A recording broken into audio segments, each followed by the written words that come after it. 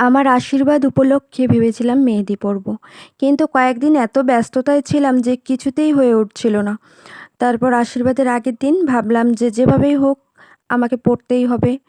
তো আমি তো পারি না। তো ভাবছিলাম কি করব? তো এই যে বিজয় আমার ভাই, ও হচ্ছে সারাদিন ও খুব ব্যস্ত ছিল। ও কোথা থেকে যেন এলো। এসে আমাকে হচ্ছে দেখলো যে আমি পারছি না। ও খুবই ক্লান্ত ছিল। কিন্তু তাতে কি? ওর ক্লান্তিকে ও উপেক্ষা করে আমাকে হচ্ছে মেহেদি পরিয়ে দিচ্ছিল।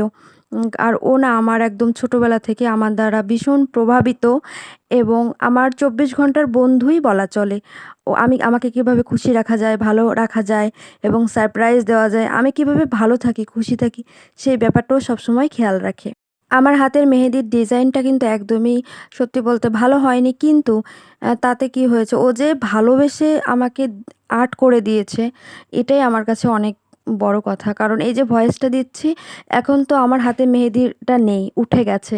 কিন্তু এই ভিডিওগুলো রয়ে গেছে। এগুলো আসলে অনেক সুন্দর স্মৃতি। কারণ ও যে কতটা ক্লান্ত ছিল সে সময়। তবুও আমাকে খুশিতে রাখার জন্য, কারণ আমি বুঝতে পারছিলাম না কি করব। কিন্তু ভাই কিন্তু অনেক সুন্দর মেহেদি দিতে পারে। কিন্তু ওই মুহূর্তে হচ্ছে আমারটা একটু ভালো হয়নি, সেটা ও বলেছে, আমিও বুঝতে পেরেছি। কিন্তু তাতে কি? আমার কাছে না কেউ ভালোবেসে কিছু করলে, ভালোবেসে কিছু দিলে আমার কাছে ওইটাই বড় কথা হয়। ডিজাইন যেমন হোক, ভালোবাসা তো ছিল খাঁটি। তো যা হোক, পরবর্তীতে ও হচ্ছে ফ্রেশ-ট্রেশ হয়ে ওই যে তিশাকে মেহেদি দিয়ে দিচ্ছিল। তিশাটা না ভীষণ সুন্দর হয়েছিল। তো বলছিলাম, "এদিকে একটু তাকাও, একটু দেখি, দেখাও সবাইকে, একটু দেখি।" তো হচ্ছে হাসছিল আর বলছিল, "না, না, না দিদি, এটা ফেসবুকে ছাড়ার দরকার নেই।" তো এই যে তিশার ডিজাইনটা কিন্তু অনেক সুন্দর হয়েছে।